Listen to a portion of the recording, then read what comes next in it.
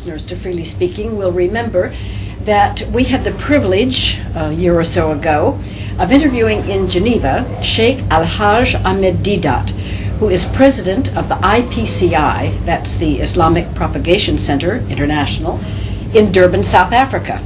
And it was amazing for me. Some of my Islamic friends in Geneva had called and said you were coming, and I didn't know this existed. I did not know about you, and it was very interesting to have our first conversation together. So since time has passed, and I am now in Durban myself, I would like to bring our audience into your center and hear you speak from your heart about your center, Islam in general, and then we'll expand out. You are most welcome. You are most welcome. Thank you very much for letting us come. So let's start about Durban and Islam. How did it come here?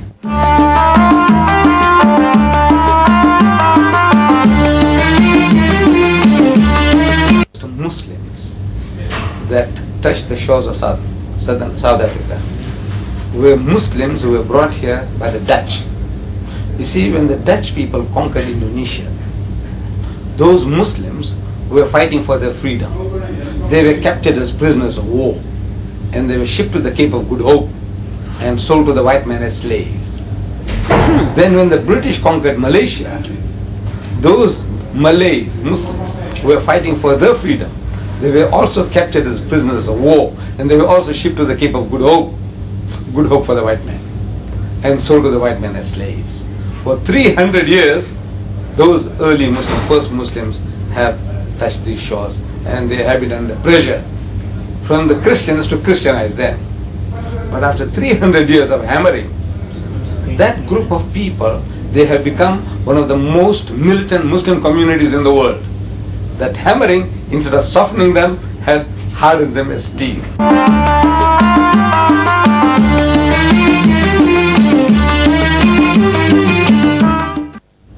Now you see, when you say they have become one of the most militant groups of Muslims, again, my Christian background forces me to ask, militant towards whom and to what? Because if there's one thing that Christianity and Islam have in common, it's that everybody is fighting everybody, yes, everywhere. Yes. So who is militant to whom in Islam around here? Yes. No, the militancy is in its defense, because they were under pressure, under attack.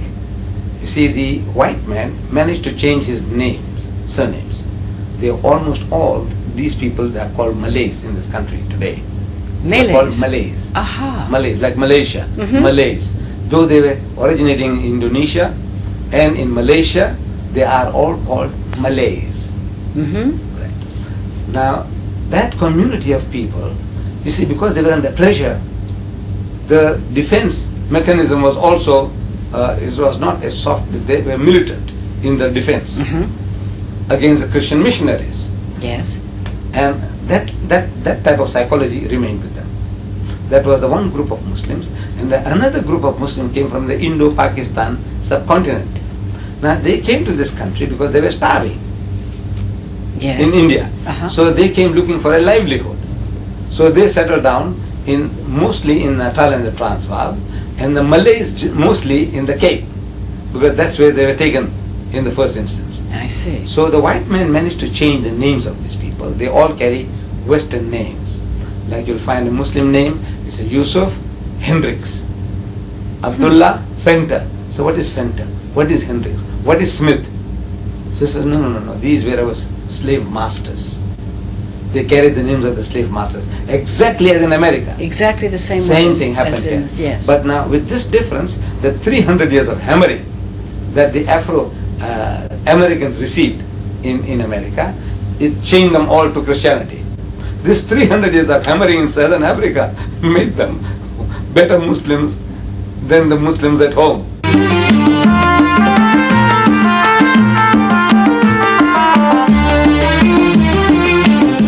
All right, then let me ask you a hard question right away, and that is, if 300 years of Christians hammering at the Muslims didn't change them, why would you think that 300 years now of Muslims hammering at Christians would change them? In No, other words, no, no. because the Islamic Propagation Center is Right, that right. not to spread Islam Correct. to the It is, world. it is. To the world. Including Muslims, Christians. Jews, Christians, and to all. You expect Christians to resist for 300 years? No. You see, No? if the right approach is there, you see, there is an approach. The approach of the Christian missionaries and the Christians then was a harsh approach. Like what they did to the American Negroes in America, same type of treatment was given to the Muslims here. But now one gave in because they had somehow they didn't have that type of background, religious background, to resist conversion. These people had. They go the Malays. Mhm. They had something, basic knowledge about religion, which kept them together. Now, in our approach today, you see, we are using a technique of speaking to a people, the Jews and the Christians, according to their own background and experience. The method that were used by the Christian missionaries was, in the past, attacking Islam, attacking the Holy Prophet Muhammad, attacking the Quran, and that didn't get their honey. But we are not attacking Jesus or the Christian people. What we are saying is, we have an approach where we are calling the people, says, come, let us reason together.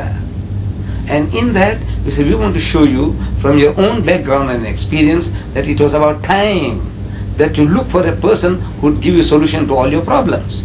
Because we say that Jesus Christ, before he parted, he told his disciples, he said, I have yet many things to say unto you, but ye cannot bear them now. Meaning you haven't got the capacity. He had the knowledge. He had the solution to our problems for eternity. Who Jesus Christ is the mighty, as a man of God, as a mighty messenger of God, as a Messiah, he had answers to all your problems. But the people to whom he was addressing, they were incapable of receiving that message. So he says, howbeit, when he, the Spirit of truth is come, he will guide you into all truth. For he shall not speak from himself, but what things so shall he hear, that shall he speak, and he shall declare unto you the things that are to come. He shall glorify me. Now we Muslims, we are claiming that that Spirit of truth, or that Comforter, as prophesied by Jesus, is Muhammad, and he is giving you solution to all your problems. Those solutions might not go down well, because we are all used to certain ways of living, thinking, but if you sit and reason, these are solutions to your problems, whatever problem you have.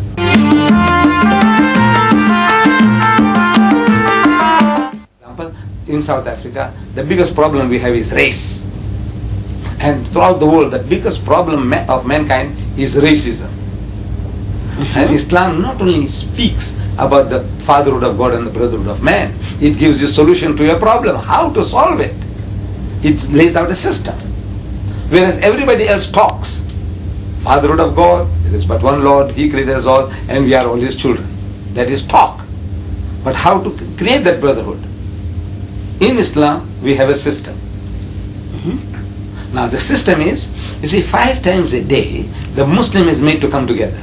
Yes. In what is called salat, prayer. So when they gather together in the mosque,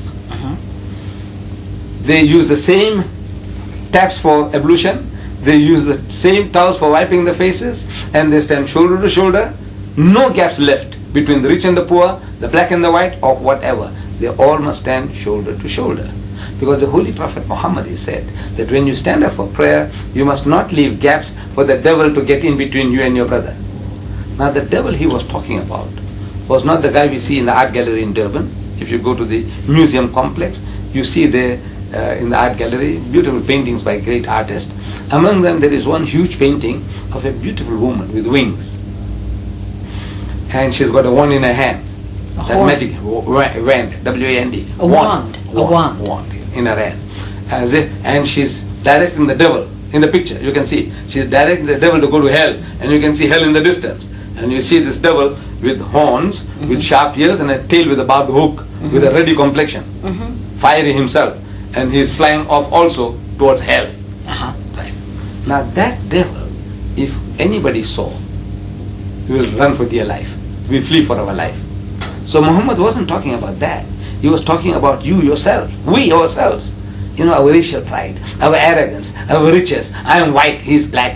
and I'm rich, he's poor. That devil must not be allowed to come in between you and your brother. So 5 times a day, the Muslims gather together, stand shoulder to shoulder. Then in a bigger circle, on Fridays, more people gather from different districts. And on occasion of 2 of our festivals, what we call Eid, one after the fasting season, and another one after 2 months and 10 days after that, another big feast. There when we gather together in an open field, again people, wider group comes along together. Then once a year in Mecca, the whole Muslim community from all over the world, the blonde-haired and blue-eyed Turk, and the darkest cold Ethiopian Muslim, and the Chinese Muslim, and from Muslims from all over the world, they gather in the same pilgrim's garb, which creates a type of brotherhood and unity. There is a system, not only talking, but the system is laid out, which no other religious group of people have. They all talk, but there's no system of bringing people together.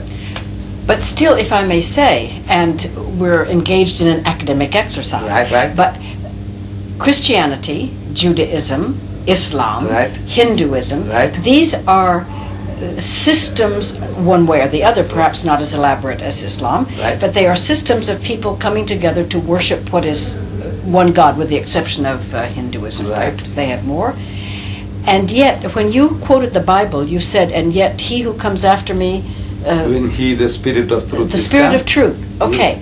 If you translate what Christians call the Holy Spirit into the same thing that this is known as, in other words, a little bit towards the mystical idea, then in the mystical idea of what he who comes after me, if each one of us can practice our formal parts of the religion, but be inspired by that invisible and nameless, absolutely, there's no way one can explain, or the experience of having experienced the living presence of the Holy Spirit, does that not go beyond your practice and my practice and the practice of our neighbor? And doesn't that unite us in an invisible world toward this thing that you call Allah and I call God? You see, it sounds very nice, beautiful.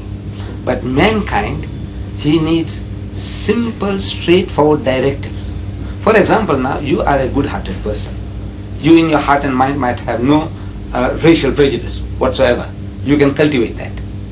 But the billions of the world, now mind how much you talk about love thy neighbor as thyself. You see, the person is simultaneously being programmed that neighbor must be one like yourself, belonging to your church. See, the wordings are identical. You say, love thy neighbor as thyself. Beautiful. Who is your neighbor? So the Afrikaner is trained. What actually happens is this. He said, no, as long as that other one is also an Afrikaner and belonging to my church. He's not a Jehovah's Witness. He's not the Seventh-day Adventist. He's not a Roman Catholic. See? So though he utters the words all right, but in his mind he has made up, he said, look, the African is not my neighbor. That's how it was for 300 years. I don't know now what will happen, but this is the programming. So what we need is simple directives. What does this Supreme Being, this Holy Spirit, tell you in clear-cut language about races? How did the races come about? Who is better than the other? Is it white or black? Or brown? The color, the mixture? What? Who is the best? So there is not another system which gives an answer like the Islamic system gives you. It says in the Holy Quran, it says, Ya ayyuhan nas, say, O mankind, inna khalaqnakum min dhakarin wa untha. So most certainly it is we who have created you all of a male and a female, common origin. Yes. وَجَعَلْنَاكُمْ شُعُوبًا وَقَبَائِلًا. And it is we who have made you into nations and tribes. Who God Almighty is talking. What for? It says, لِتَعَارَفُوا, that you may recognize one another. This Mr. John is an Englishman. That other Mr. John is an Afrikaner. This Mr. John is a Frenchman. This John is an Indian. These are convenient labels for recognizing people, says this holy book, the book of Islam. But we have a tendency to create our own false standards of judging. Despite all this, look, we come from Father Adam, we are all his children. That is what we all say. Like especially the Jews, the Christians and the Muslims. But in their hearts and minds, the man says, I'm a Jew, we are the chosen people. The rest of the world is goyim, Gentiles, unclean. The Christian also, he said, look, yes, we believe in the Father of God and the brother of man, but for 300 years, you ask the Afrikaner, he doesn't consider the African as his equal, even belonging to his church. The Indian belonging to his church is still not equal. And the Roman Catholic Church, which claiming to be the most universal, Catholic, most universal. I have been living here in Durban, on the same street as the cathedral, just around the corner here. And on that street, as a young man, I used to watch the Corpus Christi procession every year. Yes. Corpus Christi, the body of Christ. And used to come out from the cathedral, walk through Cathedral Road. I lived in number 40, Cathedral Road. And year in and year out, I watched. They had some, like a canopy-like thing, and the priests under the canopy, and they were marching. Yes. I can't remember the more details than that. Then I used to see the whites, men, women, and children, and behind them, the coloreds, men, women, and children. Behind them, the Indians, men, women, and children, and behind them, the Africans, men, women, and children. Invariable arrangement, no change. Year in and year out. The white man first, then comes the colored, that's a mixture between black and white. Then comes the Indian, then comes the African. And everybody knows his place. How did it happen? You are being programmed. Okay, this is how it ought to be. You see, the Indian is before the African, and the colored is before the Indian, and the white man is before all. Mr. Deedat, I agree with what you say.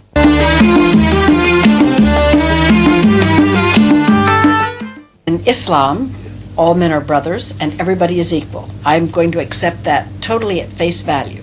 Then I would like to ask you to speak, if you will, to the following 2 points. Right. Number one, in that case, let's move to Afghanistan, and please tell me why all those Muslims are fighting each other in Afghanistan, in Russia, and in Azerbaijan, and in the part of Iran. Who are they, and why are they fighting all of each other if they are brothers and equals? To Afghanistan. The battle there was first between the communists who were ruling and the bulk of the people who were good, simple Muslims. And they were asking for their freedom against the communist rule in their own country. Afghanis by Afghanis. Mm-hmm. Right. Then Russia jumps in onto the bandwagon to help the communists, to communize the whole country. Yes. And the war took place. And after how many years? 10 years or so, the Russians had to leave. They left the country, left it to their own divide, whatever more or less. Device. Yes. Now, it's human nature. It's human nature that now the people who have been helping you, they have certain motives, and they have been exploiting it. For example, now, one group of people, the Mujahideen, means those people who are fighting for the freedom, they were helped by Iran. So they would, in that process, they'll be trying to make them to accept the philosophy of the Iranians. That's one faction of the That's one Mujahideen, faction. yes. Another faction, they say the Saudis are helping them. They'll want to make them to think as they are thinking. Another section is held by Pakistanis. Voila. The Pakistanis want, says, look, when everything is over, we want you to become one with us.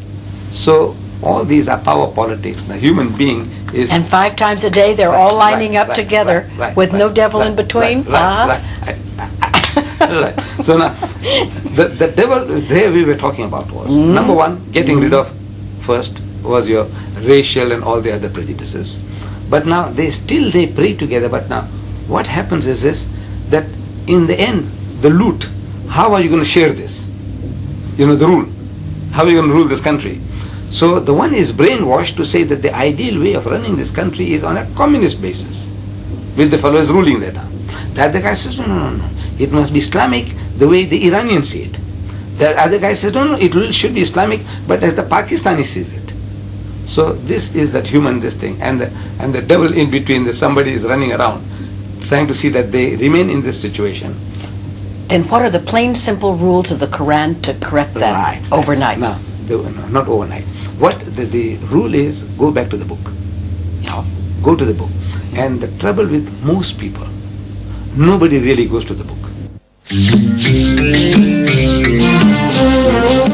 Second thing I would like to ask you is, in this wonderful, and we're having fun here too, Yes, part of yes, it, you know. yes. But in this wonderful Islamic center, you are gentlemen, as I see everybody here that I look at Yes. is a male so far. Yes. Now, suppose you went home tonight, every one of these distinguished gentlemen, Yes. and all of your daughters chose this day to tell you that they had decided to marry the Jewish boy down the street Right. or the Christian Right. boy that was walking around. Suppose that, I mean, any of these things, I don't have to elaborate further. Young people, often they start all these things, and then how do you speak to them when you say, look, the Jew is my brother, the Christian is my brother, but we don't get married. And then you come back to white doesn't want to marry black, and then everybody passes laws. So, first of all, Afghanistan, and they're all fighting each other. And secondly, intermarriage, or what they decided. What if your son came home and said, I have been a good Muslim for 30 years, but suddenly I have decided to become a Christian? I mean, so what do you say? Yes. Okay. Now, your second question about marriage. Islam tells us, see, in detail now, whom we can and whom we can't. We follow this biblical injection to the letter, where the Bible says that an idolater or an idolatress thou shalt not marry. Now we uphold that. An idolater and an idolatress thou shalt not marry. So my son falls in love with a Hindu girl. My religion says, no, you can't marry her. No matter how beautiful she is, no matter how much she allures one, is that you can't marry. Now racially, with the Hindus, most of the Hindus, we are one language group. We have the same racial stock. We carry the same surnames. We enjoy the same dishes. But because of our religious concept, idea of God, my religion says, no, you can't marry an idolater or an idolatress. I can, my religion allows me to marry a Christian woman or a Jewess. It does allow you to marry? It does allow, yes. It does I allow. didn't know that. The reason. There's a reasoning behind it. He said, look, we are so close. If I marry a Christian, a Jewess, for example, I would be the last man to say anything abusive about any of the Jewish heroes. Moses, David, Solomon, Jesus. We have the highest respect for them. So this wife of mine is Jewess. She will be still at home with me.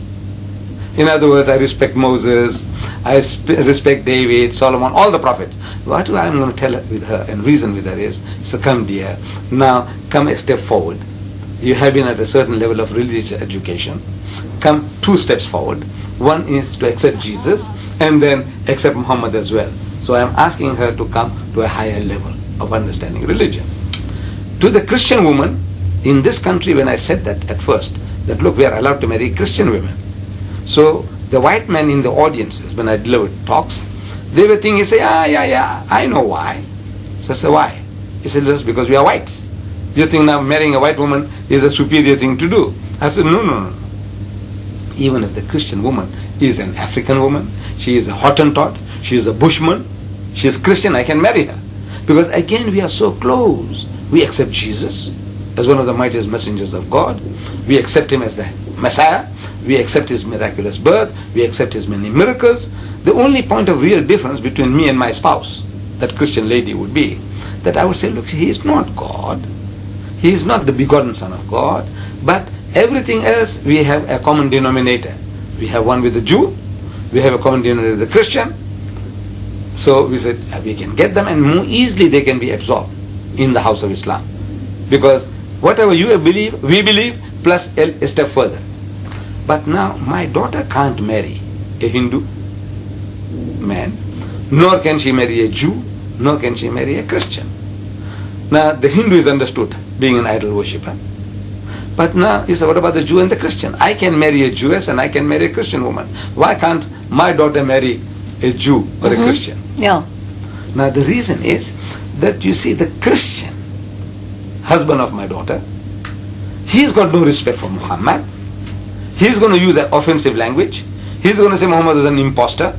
Why? Because that's Not his training. necessarily. No, that's his training. Because as soon as you say that you accept Muhammad as a prophet, you are a Muslim.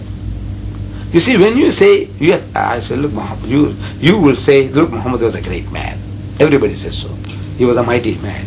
You know, he created a nation and an empire and a religion. He is supposed to have left behind a book, like the Quran. So he said, look, I take off my hat to the man. He's the great. And so many people say he was one of the greatest men that ever lived.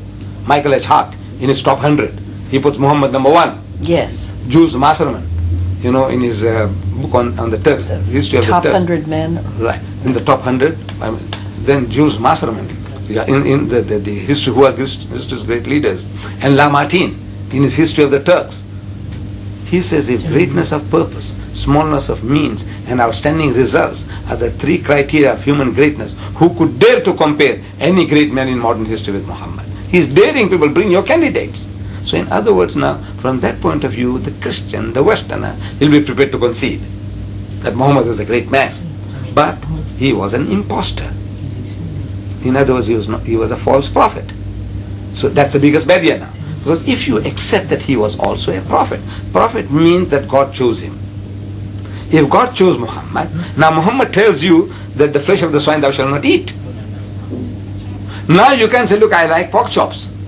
You know, all my life I've been enjoying it.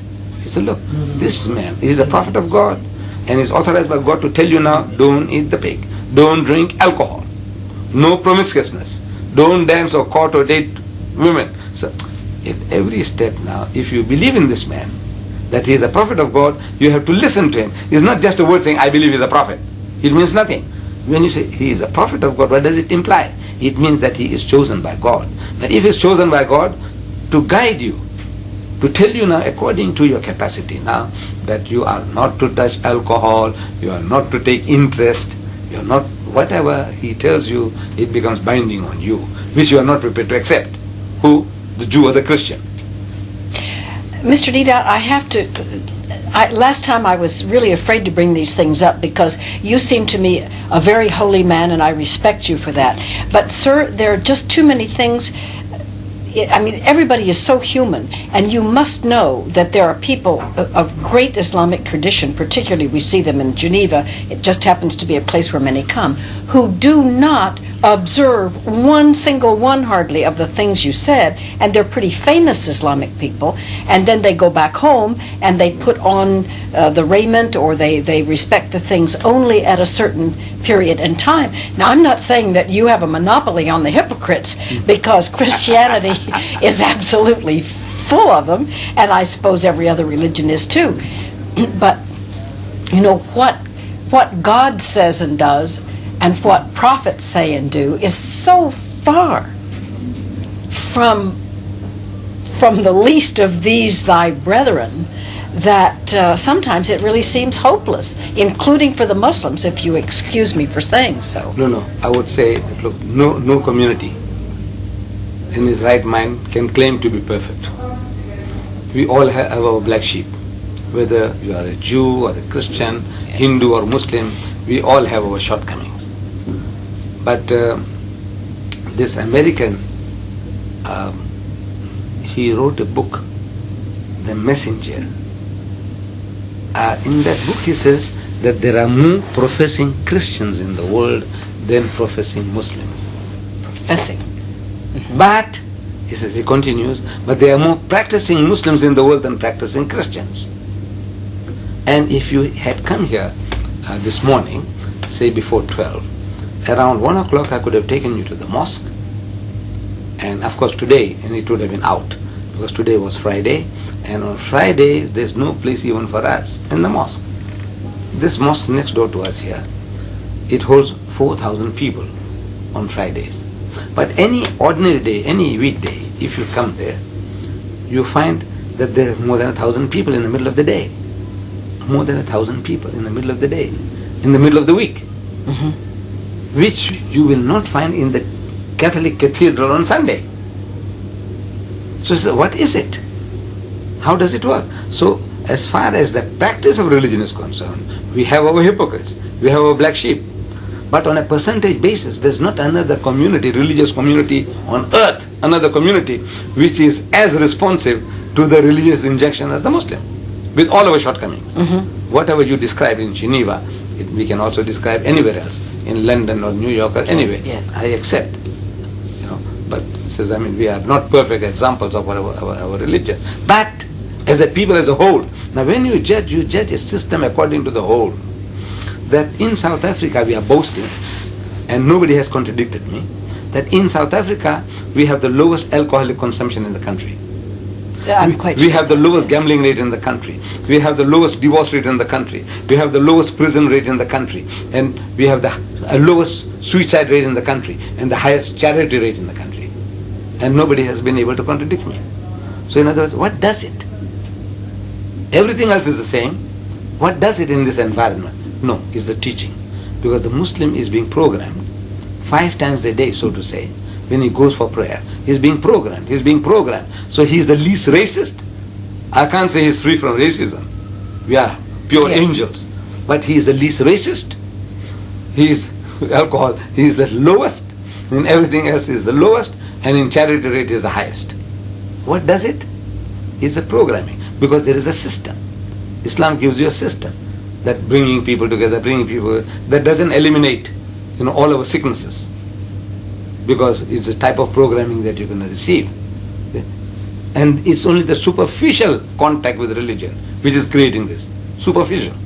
But now in the Christian community, the Seventh-day Adventists and the Mormon community are used in, they have the same attention to no alcohol and to very healthy eating and to the proper diet and all the rest of the things, and they practice more, and they're used in medical experiments. People go to test hearts and what have you because they know that they are far more faithful practicers of religious interdictions than members of other communities, and that is it's obviously a tremendous plus.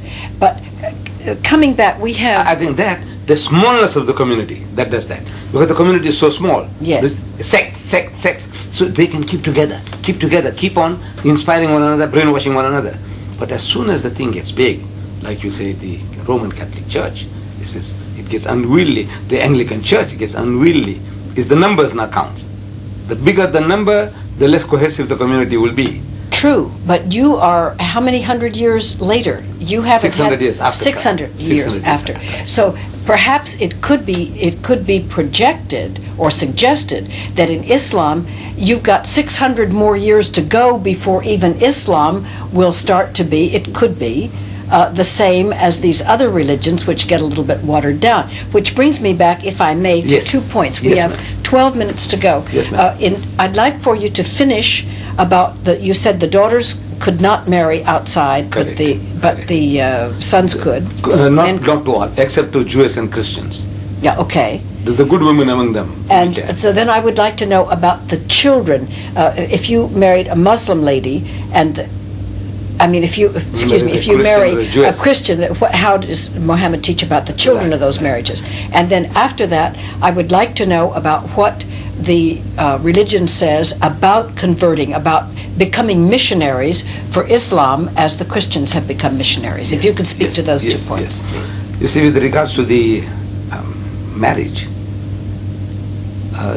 you want to know what happens, what does Muhammad teach about the children of these? Now, in the house of Islam, the children are automatically the fathers. They follow the father's religion.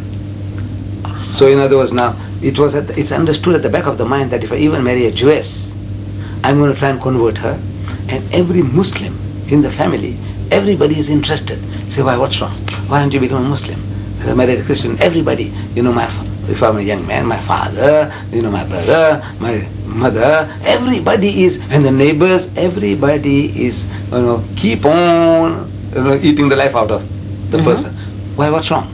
What's wrong, Mary? Why aren't you becoming a Muslim? What does that? So, that is the attitude of the Muslim was to bring them in and convert them. The children, automatically, they will be following the Muslim religion. In the house of Islam, it was never expected that we will be in a state of minority anywhere at any time.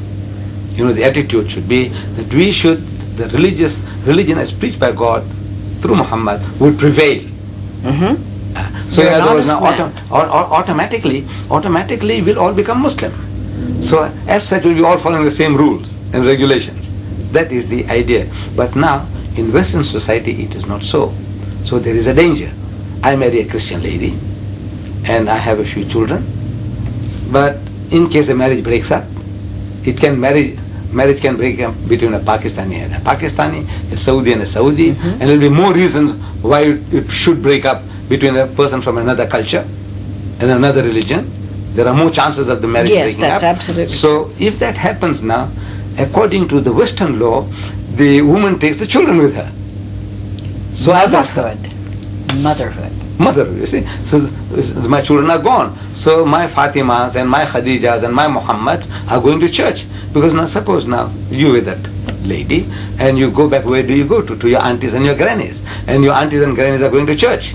So you take my children along with you. So over a period there will be brainwashing to Christianity. So the dangers are so great that I say, look, although there is a scope for marrying Jewesses and Christians, I am always telling to people, I say, please don't take a chance. Don't tempt providence. You see, you're playing with fire. You know, this is going to come as a big surprise to you, but the Christians are saying the same thing to their children. Right? No, they have a right. And so the Jews. No, right. No, it's true. Yeah. Where is an act of, I say, look, self-preservation. You make a law, the Roman Catholic makes a law. I am not opposed to that. What I'm saying is that, look, Islam is the religion that is destined to be the final religion of mankind. Reason. You see, it's the latest and it caters for all your problems. That's what I said at the beginning. Like, for example, you are an American, aren't you? You are an American. Now, I just come from America. Yes. In November I was there.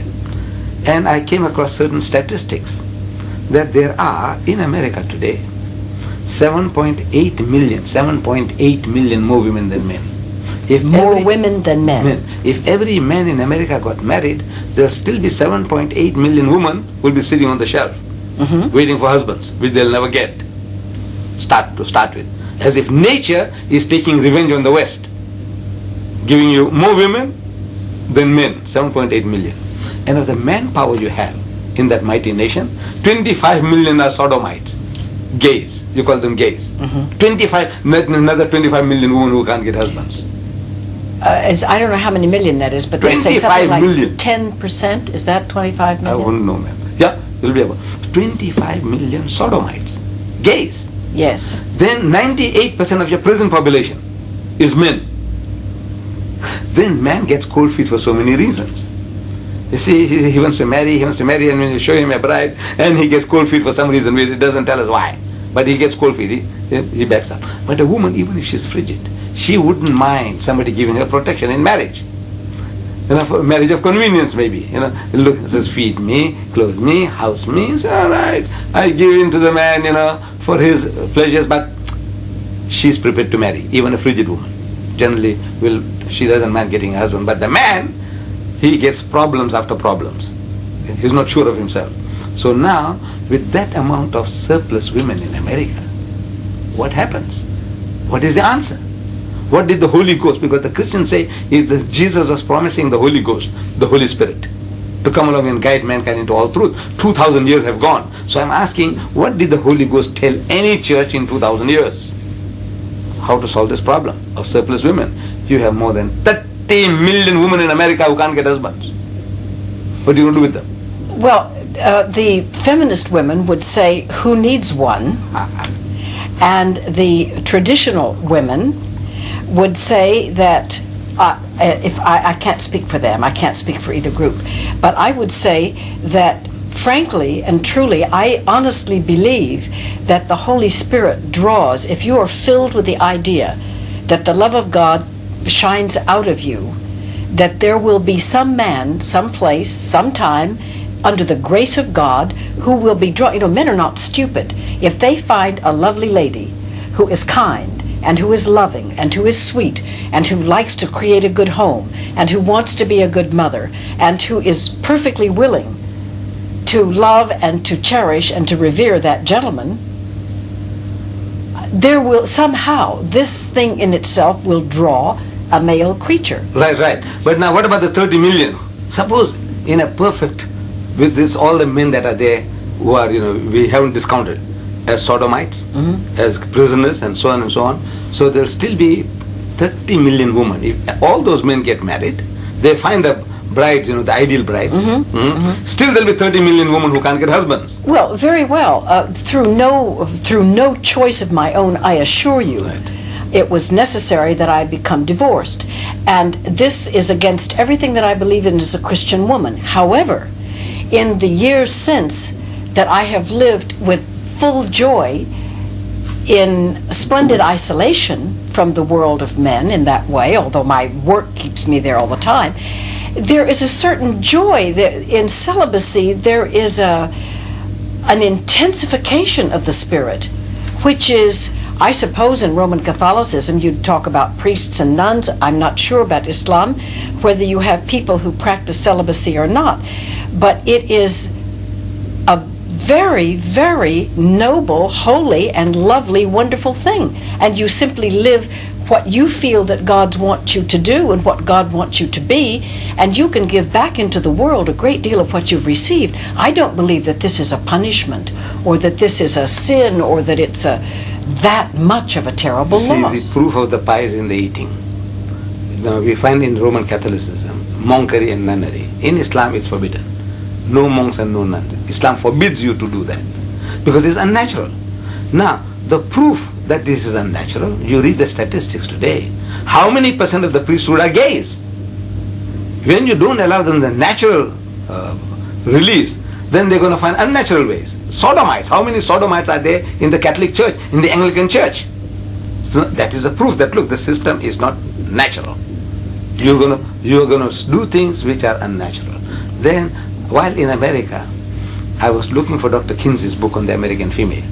You see, I had read it many years ago. Yes. Dr. Kinsey, The Life of the American Female. And I wanted to possess that book because I had read it and it belonged to a doctor friend. I gave it to him, and since then I didn't see that book. I wanted Dr. Kinsey's. Then I didn't find that. I went to most of the bookshops in New York, and they say, well, it's on the computer, but they haven't got it in stock. It's on the computer, but it's not in stock. Then I was forced to buy Masters and Johnson's. This is the more up-to-date version of Kinsey, Masters and Johnson. And what I read there, the American life, which is the same as the British life, of sexology, or the German or the French, they're all the same. Might be a 1 or 2% difference between one and the other, but generally whatever is happening in America, whatever the norms will be the norms of the Western nations in Europe. And I was actually horrified. Things I can't tell my audiences anyway. I'm reading. Are there no gays in Islam, and are there... I can't say that. I mean, there would be. See, we said this, no nation is an angel, an angelic nation. So we'll have our otters, we'll have our black sheep, but now in the West, it is becoming the norm. You see, it's the person, if your son is gay, you're not ashamed of it anymore. In the house of Islam, everybody is, it's the most terrible thing. It's if my son was. No, in conservative Christianity, it is an abomination that says it's biblical. Right. There's a guy who preaches. You see, but now the guy who's practicing it, like our friend Swagart, and all the tele-evangelists. Look, they were just caught out lately, one by one, a whole lot of them. Yes, sir. They were all leading unnatural lives. All! Reverend Gorman, Jim Becker, Jerry Falwell. I'm sorry. But that doesn't, no matter what they did, the Bible still says it's an abomination. Right. No, we accept that. But now, saying is one thing, and the solution to that. See, Jesus Christ, he said beautiful things. Says, do not look upon a woman to lust after her. Beautiful. Don't look to lust. What about beauty contest? What about long leg contests? We have in South Africa beach bum contests. Yeah, I know. So now, I said, look, the Christian, he hears the sermon on Sunday. Even the priest, he's sermonizing you about thou shalt not look upon a woman to lust. And yet, in the evening, he's prepared to dance with the wives of his congregation.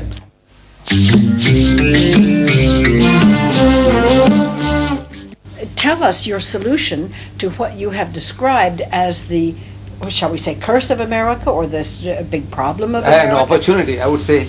You see, God Almighty, in His wisdom, He gave a solution to our problems. And we read this in the Bible, that almost every prophet of God had more than one wife. Abraham had 3. Solomon had 1,000 wives and concubines. 1,000. David, his son, he had more than a dozen. In the time of Jesus, polygamy was practiced by the Jews. You see, they come to Jesus, the Jews had come to him with a poser, with a riddle. They were asking him, he says, Master, there was a woman among us who had 7 husbands, according to a Jewish practice, that if one brother died and he left no offsprings behind, then the second brother will take her to wife and try to, I think they call it levirate marriage. Yes. So, according to that system, 7 brothers, they went through this one woman, one after another. And in the end, the woman died and the 7 brothers died. So, they came to ask Jesus that while they were alive, there was no problem because it was one by one. But they want to know from him that at the resurrection, which guy is going to have her, because they all had her here. That means 7 brothers had this one woman. Now we can't imagine that among the Jews, the 7 brothers were waiting in a queue for a brother to die before taking over the woman. Surely they had their own wives. See, they had their own wives and they were trying to do the duty simultaneously to this woman. And they failed. And another brother failed and another failed. Polygamy was practiced. In the whole Bible, there is not a single verse anywhere against polygamy.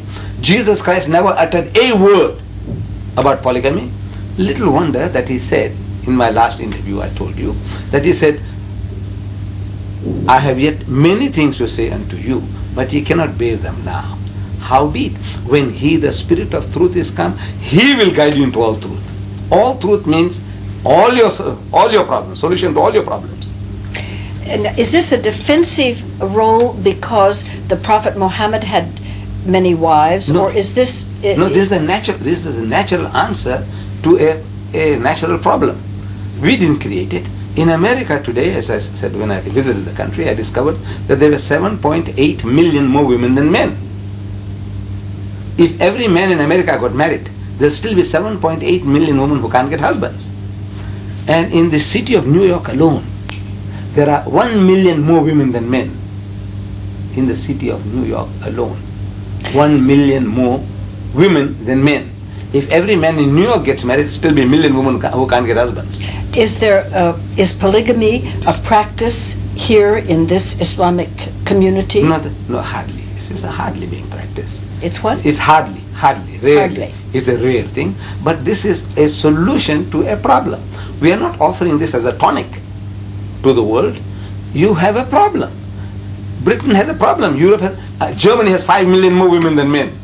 Germany. In Britain, soon after the war, I'm reading that there were 1.6 million more women on the east coast of England alone than men. You have a problem. With the 7.8 million women in America, without husbands, then of the males in New York, one third are gays, sodomites. All right. Then in the whole country, 25 million sodomites, gays. In other words, another 25 million women who can't get husbands. Plus the 7.8, you have another 25 million. Then your prison population, 98% are men. That means, again, they are discounted. Then, I was telling you jokingly, but I think there's many serious things I said in jest, that men get cold feet for so many reasons. I know. I've been trying to get guys married, and I know what happens. Everything is fine. He's jovial, he wants to, and then at the last minute, the guy gets cold feet. He doesn't tell us why. Maybe at the back of the mind, he can't make the grade. He doesn't really make a fool of himself. So he finds some excuse of getting out of it. So man, so many reasons. But the woman, even if she is frigid, she'll want to have somebody to give her protection. I arrived here just before President de Klerk's speech. I immediately read all of the newspapers and listened to the radio, the TV, and what have you. And of course, one heard everything about the point of view of the ANC, which is a political organization, UDF, PAC, and one heard the point of view of the government, and this was in every front page everywhere. There was practically no mention whatsoever of the opinions of either the colored community, the Indian community, or the Islamic community, and there may be others. Correct. I could not find really almost even a reference to it. So, my first question on this subject: where is the Islamic community in politics in South Africa today? You see, as numerically, the Muslim counts for nothing. The Muslims We count for nothing. for nothing. Oh, is that so? How many? Because we are less than 2% of the total South African population. Oh, I less see. than. And then this 2%, less than 2%, is divided in South Africa according to the apartheid laws. We are divided into two major groups. One group is called Indian Muslim, and the other is called colored Muslim. You see, they have divided the Muslims again into two sections. That less than 2% is further divided by the laws of the country into two other groups. One is called colored. They call them Malays. They are coloreds. They go as coloreds in this country according to the South African laws. And the other, because most of us originate in India, Pakistan, we go as Indians. So now as Indians, we are shunted together with the other Indians, see, who happen to be 80% of the population, Indian population. So the Indian is a minority, and in that minority the Indian Muslim is 1/5. It's a minority of a minority in South Africa. So numerically we don't count anything among So why mention you? that's one of the main reasons. Then the Malay, he's counted as a colored. So among the colored community is also a minority. Colored is a minority. It's a bigger minority than the Indian. There are almost about 3 million coloreds, mixed between black and white. Among them, the Malay is also counted as a colored, but he's called Malay. But Malay means he's a colored, it's a Malay Muslim with a colored identity. When you just say colored alone, it means a Christian colored. I see. And the Malay is a Malay colored.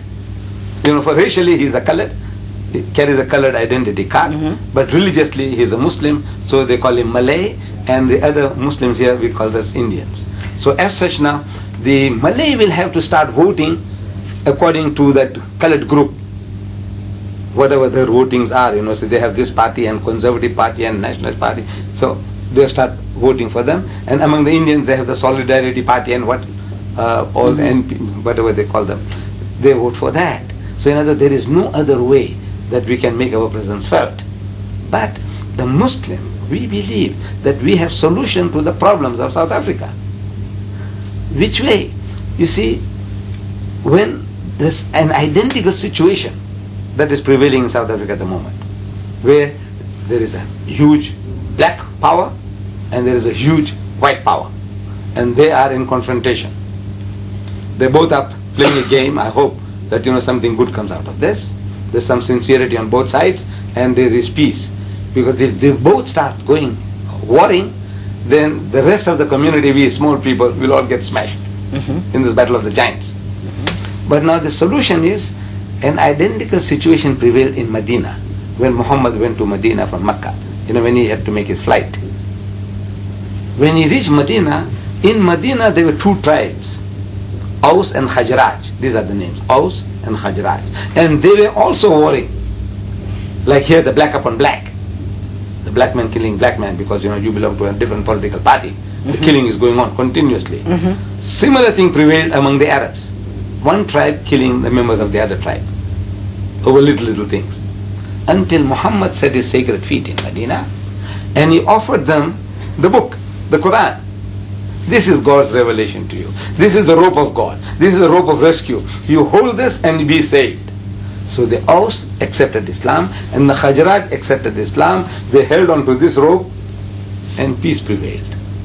So Islam has a solution to the problems of black and white, because this is only, there's a tug of war is going on. What can we get more? The white man wants to get the maximum from the black man, and the black man wants to get the maximum from the white man. It's natural. But now to do justice, we said, you see, both the people, they need Islam, the African and the Afrikaner, because Islam is the only religion which tells us, it said, look, we are all human beings from the same Father, and a common form of worship that we get together. In the house of Islam, when you go even now, that you'll find that the African Muslim The Malay Muslim, which is a colored, the Indian Muslim, and an occasional white Muslim, they're all praying together. But that does not happen in the churches. It's the Dutch Reformed Church. They have a Dutch Reformed Church for the whites, separate. For the Dutch Reformed Church for the colored, separate. Dutch Reformed Church for the Indian, separate. Dutch Reformed Church for the African, separate. They are all divided, though you have carried the same label. Same thing happens with the Catholic Church. The Mosotho Church is different from the Zulu Catholic Church, and is different from the colored Catholic Church. And this is the general practice. Linguistically, they are all separated. So still you feel that you are different from the other fellow. In the house of Islam, wherever you come from, like when I come to Geneva, the mosque there, I am at home. The guy who might be leading us in prayer is an Arab. But it doesn't make any difference. I go to Nigeria, the African is leading me there. And in Tanzania, there's an African imam. It doesn't matter, because the form of worship that I'm used to is the same. Whether I go to Indonesia or India, Pakistan, wherever I go, there is a common denominator, which Christendom cannot produce. There's no common denominator. All right. In this, your vote at this point then is not going to be that much significant. All right. So in what's going to happen, is there anything, just to have one word of economics, whether there was still a free enterprise system or whether it was nationalization and total socialization with a slight communist overtone, does that make any difference to the Islamic population? Community. It'll make a big difference. And so what would you be for? Because we will go for free enterprise. Because as it is now, there was a time when even the young people had certain ideals about Russia. Mm-hmm. And we can see the whole thing has crumbled to pieces. Yes. Because the thing is unnatural. You see, our wise men were telling us that this is unnatural, it can't stand. There is a law at work. And according to that law, this thing can't last. Mm-hmm. It lasted a long time, 70 years. But after 70 years, the thing has got to come to pieces. So he says, now you have an example to go by. This was your goal. The only perfect example you had of communism is falling to pieces. China is opening its doors. So now you want to experiment again. He's a fool. The man who wants to taste fire himself, he wants to burn his finger to find out where the fire burns. He's a fool. I said, learn from other people's experience. He said, look at it. Wherever they have practiced this communist system, in Mozambique, what has happened? In Tanzania, go and visit the place. I visited the place. Yes, I did. I've been there twice. In Tanzania. And I was telling that anybody who wants to opt for that system, give them a free ticket, a holiday. They say, go to Tanzania and go and spend 3 months and come back. And then you tell me what type of system you want. Whether it is Mandela or anybody who talks about that system, I says, give them a free ticket to Tanzania and let them come back. With that economics, and that's all, we'll touch on that. So Yes. this community would opt for the free enterprise system. Groups of the UDF, ANC, do any of them have any particular attitude toward Islam that would compare? For instance, I brought one of your folders here. Yes. There are some things that you say about the Zionists or the Jews, Right. which are very, very, very strong. Yes. And before we speak about that, I would like to ask if there are any of these other groups or the Christian groups who say anything that strong against Islam in this country. No, you see, there is like an unwritten policy of this Christian country to see that everything as difficult as it is possible for them to make for us. Mm-hmm. But there is a freedom of religion in this country, which I have to take off my hat to, which is second to none in the world. Freedom of religion. Is that in so? this country? Freedom of religion to preach. You see, freedom of religion. As a young man, I was reading the communist constitution, and so Article so and so tells us, and I read it, and that there is freedom of religious practices and anti-religious propaganda. I'm quoting. Mm-hmm. Freedom of religious practices and anti-religious propaganda. So I thought, well, look, we both have a fair chance. Mm-hmm. But I didn't understand that it says freedom of religious practices. That freedom is given to you, but not to preach. And anti-religious propaganda. While the 4,000 Muslims are going to the mosque for prayer, the guy outside can make a noise and say, hey, these fools, look what they're doing. You see how they pray. They can make a mockery of it. But I can't come out and say, hey, look, man, come inside and I will tell you, how to get peace. But the system that we are following, it's a one-sided deal. It's one-sided. But in South Africa, when they say there's freedom of religion, they do really give it to us. In other words, I go to the City Hall of Cape Town, which I did go to, and I organize a lecture there, Christianity, Communism or Islam, which has the answers to the problems of South Africa. And this City Hall of Cape Town is a stone's throw from Parliament House in Cape Town. And I delivered a lecture to a packed audience there. Christianity, Communism or Islam. And since the speaker is a Muslim, it's understood automatically that it is not Christianity, it is not communism, Islam is the answer. Yes. Right. And no interference from the government on any level, no interference. Then we had a conflict with the government twice. Twice we had a conflict with the government on our publications. One was in 1982, I published a pamphlet, The Crimes of Begin. Yes, I Sabra know. and Shatila massacre. Begin. Right. Menachem Begin, his crimes, the crimes of Begin. And that pamphlet, the Jews had it brought up before the publications board.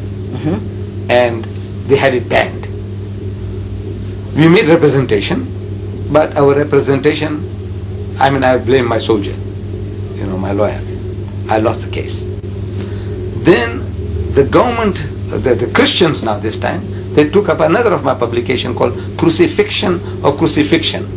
It sounds the same, like a riddle, it's not. Crucifixion, the first is F-I-X-I-O-N, fiction, to fix a man on the cross and kill. And the other fiction is F-I-C-T-I-O-N, fiction means a fairy tale. Is it a fiction to fix and kill, or is it a fiction, a fairy tale? That's the title of my book. And some missionaries, they brought it to the attention of the director of publication. The director of publication read it, and he directed his board in Pretoria. He is in Cape Town, he directs his board in Pretoria, say, ban the book. The board goes through the book, and they say, look, this is not very pleasant. We don't like this book. It's a very important book undermining our foundation of our faith, which is the crucifixion. Death and resurrection of Christ is the foundation, and this book undermines that. It's a very dangerous book. But it does not infringe any law, so we can't ban it. So the director of publication went on appeal against his own board. This is something unique. To me, it's a unique thing. In any country in the world, the director say, ban, the thing is banned. You can go and fight it out afterwards. But the director goes on appeal against his own board. In that case, he's going to hire an advocate to represent him against the board, to convince them that the book should be banned. So for the first time, the board informs us that, look, this is what has transpired so far. If you want to defend your book, you come along and defend it yourself. We will not play the devil's advocate on your behalf. So we went and defended our book, and we won the case against the government. So to me, there is that freedom. If you can play the game according to the rules of the game, there is nothing for you to worry about. Now this is a very good entrance, what you have just described, that you held the crucifixion up and you made your case, which I believe when I read something about that, that Jesus appeared, you believe, as dressed as the gardener, when it said that the ladies thought he was the gardener. It's because he was not, and it goes on like that. You have said that in the name of freedom of speech, even though that was an abomination unto Christians, they allowed you and you won your case. May I move now to Rushdie and the fact that he has printed something which I assume, I have never read it and I don't intend to, is equally as, quotes, insulting to the Islamic religion as that would be to the Christian. And yet he is under penalty of death. And you are not under penalty of death. No, for having said this. Could you lead us into this discussion using those two cases? Yes. You see now, in the case, the government says, in my case, about my book, that this is a bona fide belief. I'm not trying to make a mockery of the Christian. See, just I want to be funny, I want to be clever. They say, hey, look, this is nonsense, man. How can one man, take the sins of the world? This is taking you, the Christianity is taking 1,000 million people for a ride on a cross. Yeah, I believe it. Right, no, right. But now that I'm making a mockery. There's a law in the country, you are not to sneer at somebody else's religion. What I was telling was a bona fide belief, because my book says, وَمَا قَتَلُوهُ وَمَا صَلَبُوهُ, which means they didn't kill him and they didn't crucify him. My book says that. This is my belief, a bona fide belief. So as such now I'm expounding it. If it goes against you in that case, I just can't help it. This is the belief that's given to me by my faith, and 1,000 million people believe in it. Right? In the case of Rushdie, it is not that. See, he has gone out of his way to abuse everybody. Like for example, in South Africa, we had the book banned, just like that. See, there's a law. The law is there, and according to that law, we succeeded. You are not to sneer at somebody else's belief. Right? This guy here, the races. You know, our biggest problem is race, as I said in my previous interview. Everywhere is a race. This man is the greatest racist. You know, he beats Hitler's Mein Kampf. We show to the director, look what this guy says. He says, nigger, eat white man shit. Is it right, sir? The guy says, no. This is rank racism. He's a racist himself, but this is rank racism. Then he says, black shit is bad. He calls them niggers, he calls them coons, he calls them what and what not. Right? So they said, no, ban the book. Ban the book. This is not right. Then he's used certain type of language. One word. Which we don't have to use. No. For one word, lady chattel is lover was banned in this country for 20 years. That word he uses 55 to 57 times in his book, forgetting that he's besmirching the characters of the Islamic faith, you know, our spiritual mothers, the wives of the Prophet himself, then the Prophet Abraham and the companions of the Prophet, the thing that he calls them, this is, which makes anybody's blood boil, especially the Muslim. But besides that, what he has done to everybody, the white man, the white woman, the Jews, he has not spared anybody. But the problem with the people outside, in the Western countries, nobody brought this to the attention of the people there. We only cried about ourselves. We said, look, he swore my mother. Who? It's Aisha Siddiqa, wife of the Prophet. Where is she? No, she can swim. He said, no, she's dead. So how long? 1400 years. So does it hurt her? The guy's making a mockery of it. See, it's a mockery now. Does it hurt her? Now you're making a mockery of it. But now if I turn the tables, it would be different. I said, you know, sir, I've told the people in Britain, I went around on a lecture tours. I'm telling them, I says, you know what he says about Mrs. Margaret Thatcher? So what does he say? So I said, he calls her torture. Full stop. One word sentence. Torture. Then he says, Maggie the bitch. Maggie the bitch. 3 word sentence. Maggie the bitch. I said, is it right?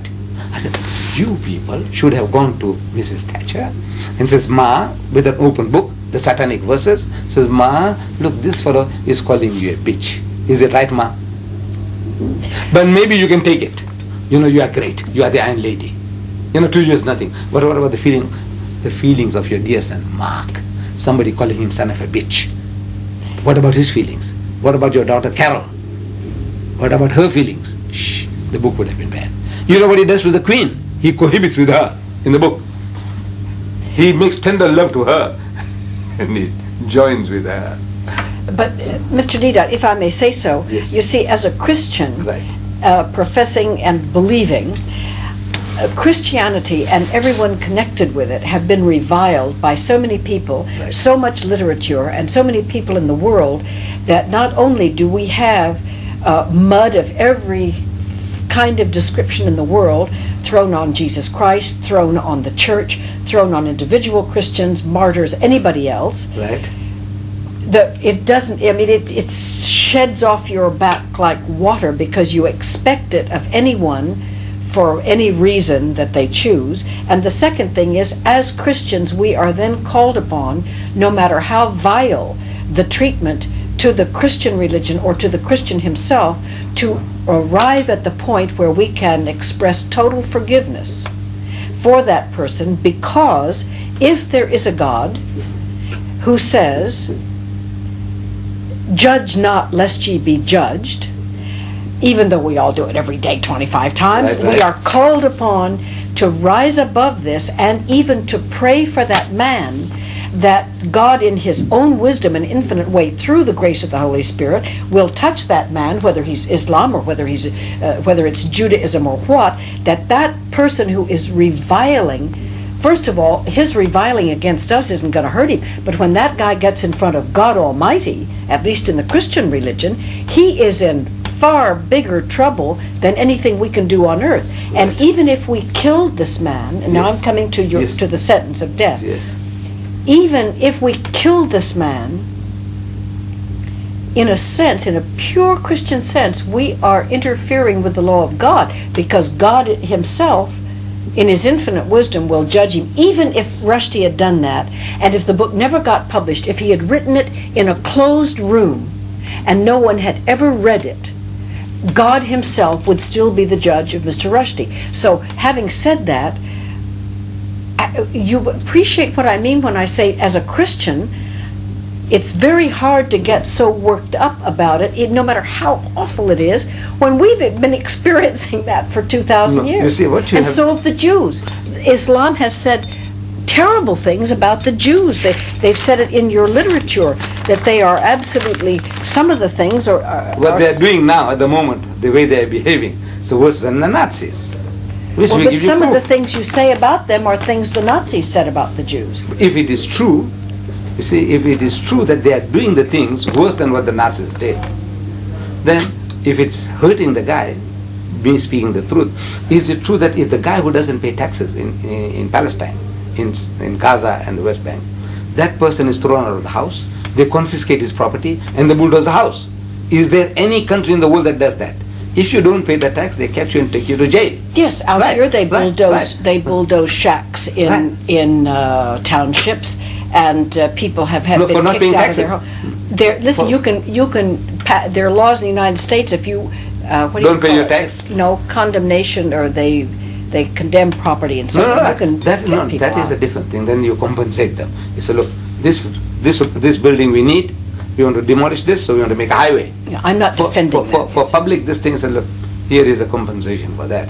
But this is the person who doesn't pay the tax. You kick his wife and children out. You take his fridges away. You just can't imagine. You break people's bones. I got films. All right, films. I agree with that. All of that is So now, terrible. when I tell you, I said, you are doing something worse than what the Nazis did to you. You should be the last people to behave like that, because you went through hell. I sympathize with you. And now you are doing the same thing and worse than the Nazis. So now, if it hurts you, I say, it's just too bad. But now, am I speaking the facts or lies? I give you proof from your own writers. Okay, but what about Islamic people? And I would bring No, in no, Christians no, if I could. No, who have done terrorist acts and innocent people. And what? Culpable. If you catch the terrorist, according to the rules of your country, you have every right to do what you like. If you say, look, there's no death penalty in Israel. There's no Death penalty. death penalty. Right. Okay. No, it's not my fault. That's your law. But to me now, if that guy killed innocent children, if I catch him, I'll hang him. You see, but you say, no, there's no death penalty. So what, you put him in life prison? I say, well, that's your business. That is your law. But that is not the law as given by God. The law of God says life for life. But now we're coming back to Rushdie. But that's Jewish law too, an eye That's for an Jewish eye, law, tooth for a tooth. right. So now, if you don't want to follow your law, that's your business. I can't force you to follow your law. But now we also have a law that for certain blasphemies against God and His messengers, the punishment is death by crucifixion, or by hanging, or by chopping off the hands and feet from opposite ends. Very cruel. But now, treason. To us, this is treason against the Ummah. Ummah means the community, the religious community. You have a law, treason against the state, for which, you had the Nuremberg trial. You had Lord Haw, that Britisher who was broadcasting from Berlin. Yes. You had him killed. That Irishman, who tried to, bring some freedom for you had him hanged or shot. So in other words, now every country in the world you have a law, and you behave according to your law. Now, in the case of this devil here, He's broken all the laws, but now I'm not crying about that. What I'm telling is that the way to approach the white man, the Westerner, is to show him where it hurts him. Because I'm told, like you said just now, that the people are insensitive. Look, you can swear Christ and you can do this and do that and get away with it. Not get away with it, but no, but... Right. But now there is a law of blasphemy in England. Mrs. Mary Whitehouse, she took the Gay magazine to court for using certain blasphemies against Jesus, and she won the case. But now there's nothing to protect the Muslim feelings. It's only Anglican England has got only something to protect the Anglican Christian, not us. There are more Muslims in Britain than Methodists, but our feelings are not considered at all, as if we are human beings. So now I said, that is no sense in me crying about that. But you people, the Westerner, is also sensitive where it hurts him. So I show you, I said, look, he's not altogether insensitive. About religious matters, the bulk of the people are irreligious. So it's only a name. You're Christian, you only fill census forms. Mostly you say you are a Christian. But in your hearts of hearts, you are not a Christian. You are a Christian in the sense that you are not a Muslim, you are not a Jew. In that sense, you are a Christian, but in your hearts and mind, it has nothing to do with your practical life. Generally, this is what I see. So now I must show you where it hurts you. So I'm showing you. I said, look, you people are highly sensitive people. You see? Because my people say, we're also saying, these British are insensitive. I said, no, they are not insensitive. You try and say certain things about them, and they'll break your jaw for you. Don't try. But you have to tell him what? He said, look, sir, open the book. The very first page of Satanic Verses. He calls Londoners. I was in the city of London, in the Royal Albert Hall. I said, I take it that most of you are Londoners. Whether you're a Pakistani Londoner, or a Sikh Londoner, or an English Londoner, you are all Londoners. They say, yes, we are all Londoners. I say, he called you Londoners bastards. First page. You feel anything? Of course you feel. You see that? No. No. That's you are talking from a different. You are personally involved, and now he tells you, you bastards, you feel something. The people say they feel it. In America, when I'm telling the Afro-American, he says, nigger, eat white man shit. I say, you feel anything? They say, yes. He calls you coons, he calls you your own ooga booga and what. Do you feel anything? He said, yes. While I landed there in America, the same day I buy the USA Today. And what I find, that in Houston, Mr. Westmoreland, he's somebody like a general. General Westmoreland? No, this man is like a mayor of Houston. Uh-huh. So there was a discussion about this fellow, that Afro-American who went to Ethiopia and the plane fell for the United Nations and he died. Yes, I remember that. You remember him. So now they wanted to name the Houston airport after his name. Leland, yes. you see? Leland. So they want to make it Leland International instead of Houston International. So this man, Westmoreland, said, why not call it Nigger International? And the whole of the Afro-Americans. Well, they should have. That's exquisite bad manners. It's awful. Look, they call me Kuli here, and I laugh it off. So they call you nigger there, so I laugh it off. I say, it's something serious.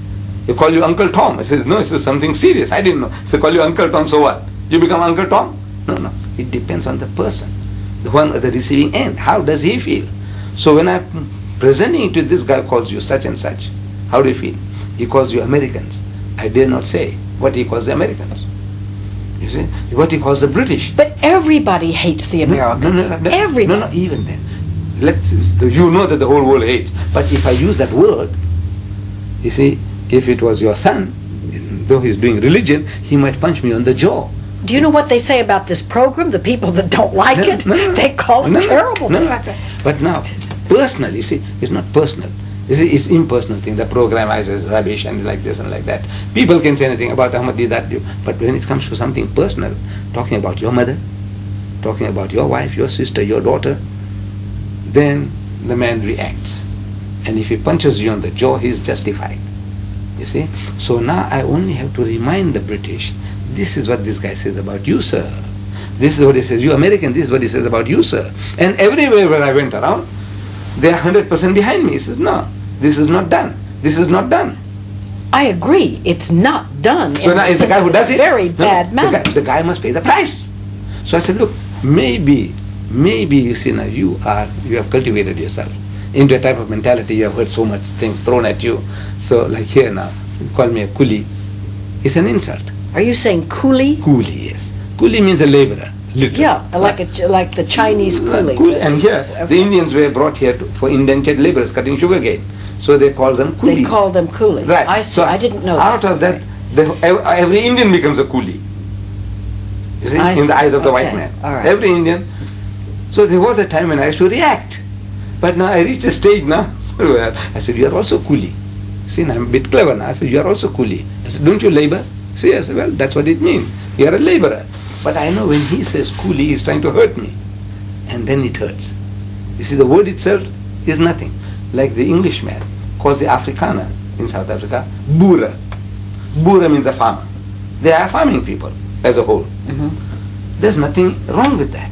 But when the Englishman says boer, at the back of his mind, he's backward, a rustic.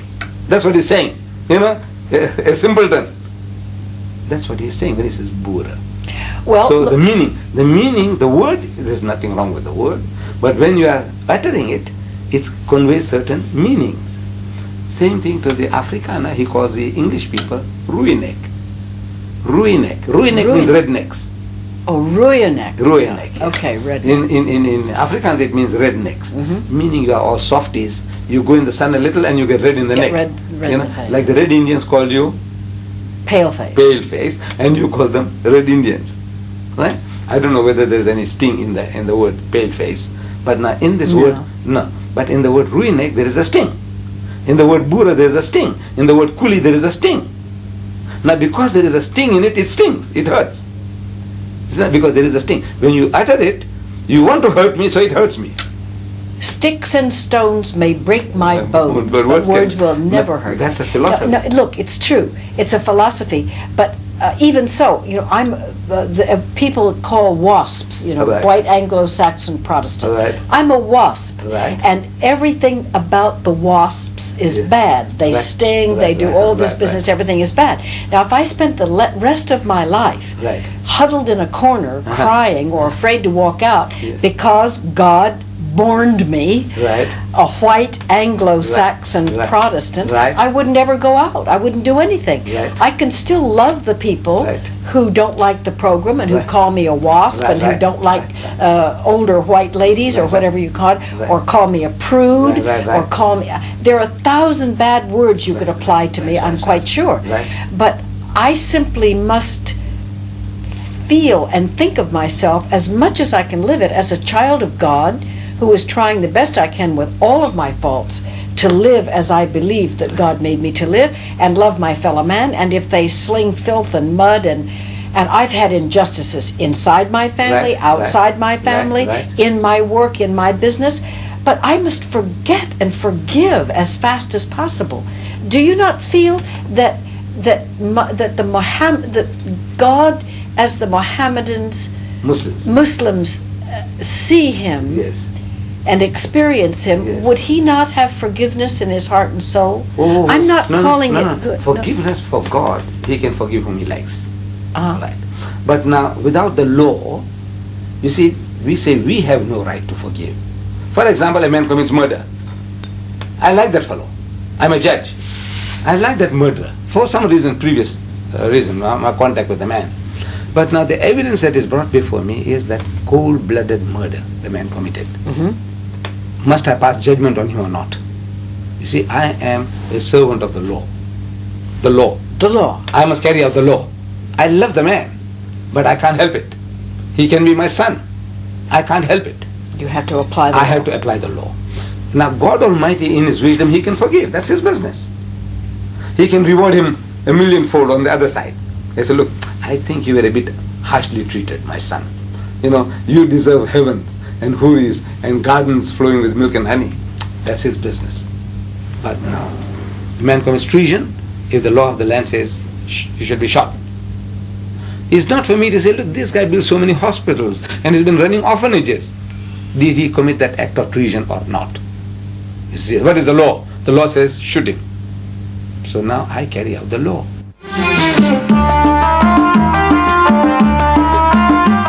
See, and all those people in South Africa have people outside the country Right. who committed treason and they committed murder.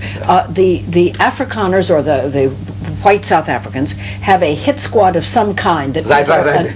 and Yeah. those men committed murder. Right. Now, would you, under the laws of Islam, would they all be put to death, or would one side be forgiven and the other side not be forgiven, or would they all be amnesty? I think, you see, because to me, if I look at it, that this was a war, undeclared war between the two. Yes.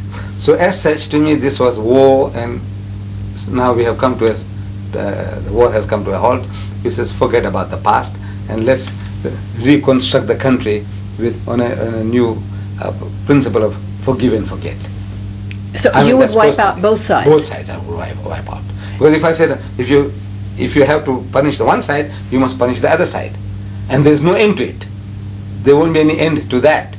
So recrimination carries on, and it can still lead to further bloodshed.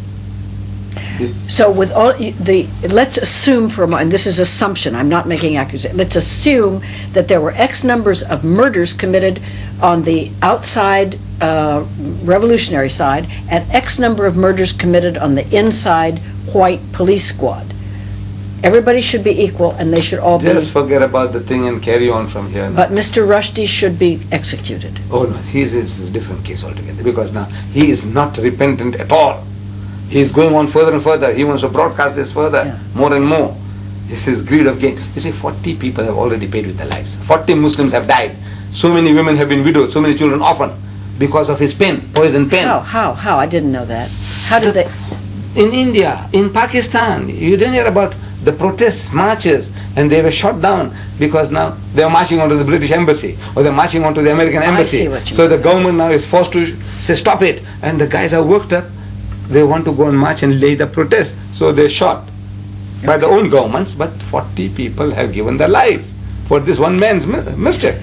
Okay, but look at all the hundreds of people that gave their lives on both sides for the ANC, and I'm just using that as an example, it could be the others too, and the white hit squads. Women and children in supermarkets and 40 Muslims have died. Yeah. Rushdie, he is in safety, he's enjoying having a jolly good time with his millions, and he is unrepentant.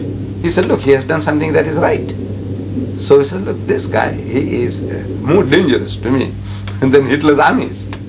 We have been visiting today with Sheikh Ahmed Deedat, President of the Islamic Propagation Center International in Durban, South Africa, on the 16th day of February 1990. Thank you. I'm sure we could go on for another hour or two with all of the things that we have. But thank you, Mr. Deedat, for the time you have given us today. God bless. Good night.